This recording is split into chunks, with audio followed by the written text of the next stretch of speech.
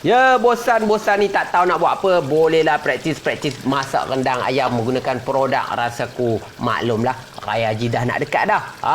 Mula-mula kita nak buat apa? Kita potong bawang besar, 8 biji bawang merah, 5 ulas bawang putih, 2 inci halia, 3 inci lengkuas dan juga 2 batang serai, 3 ketul kunyit hidup. Dan kemudian kita nak buat apa? Kita kena kisar dulu bahan-bahan ni.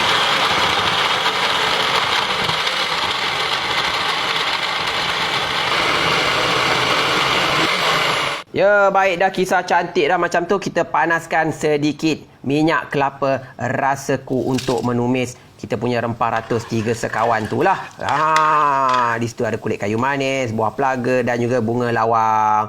Dah naik bau cantik, kita masukkan bahan yang kita kisar tadi. Bau dia tak boleh tahan. Memang wangi dah macam nak raya dah pun. Kacau jangan tak kacau. Dan kemudian kita boleh masukkan bahan-bahan yang lain. Kita masukkan 2 sudu cili kisar. Dah masuk cili tu kenalah kacau-kacau. Dah masak dia sampai betul-betul pecah minyak. Ya, itu dia nampak pecah minyak cantik. Elok bakpi kat hang. Dan kemudian kita masukkanlah ayam yang telah kita cuci bersih-bersih. Seekor ayam. Ya, 1 ekor ayam. Tu dia cantik. Dan kita gaulkan sampai sebati dengan ayam yang kita masukkan tadi tu. Jangan nak tengok saja macam tu. Kena kacau. Kalau tak nanti hangus. Nampak tu warna pun cantik. Bau pun menarik. Kan? Baik, ayam pun dah dimasak dengan cantik. Kemudian kita masukkan ni dia, krim kelapa Rasaku. Lebih pekat, lebih sedap. Kita masuk lebih kurang dalam 1 kotak kecil. Dah memadai lah. Jangan nak masuk banyak-banyak sangat. Santan nanti jadi kuning pula. Lepas tu kita boleh masukkan sedikit air asam jawa untuk menaikkan lagi rasa semasam dia tu. Ya, lebih kurang dalam 5 ke 8 sudu lah air asam jawa. Agak-agak kurang lah kan. Ya, kacau-kacau jangan tak kacau. Nampak kuah dia tu memang menyelerakan.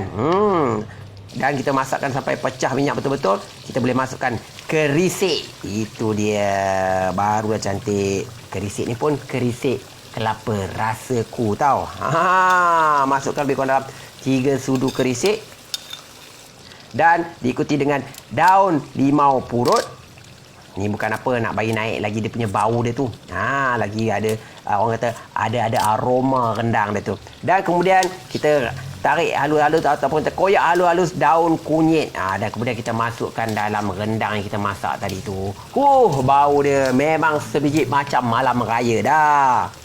Dah pun siap dah rendang kita. Tapi kita kena letak garam sedikit untuk perasakan dia. Orang kata cukup-cukup lah. Dah masukkan sedikit gula. Garam dengan gula kena ada dalam masakan. Kalau tak rasa pula. Masukkan sedikit garam dan gula untuk menaikkan rasa rendang ayam kita. Jangan nak tengok saja. Kenalah cuba resepi ni. Sebab apa? Mudah sangat dengan adanya produk Rasaku ni. Ya, rendang ayam kita pun dah siap. Bolehlah kita hidangkan dalam pinggan cantik-cantik macam ni. Dan jangan lupa, cuba, jangan tak cuba.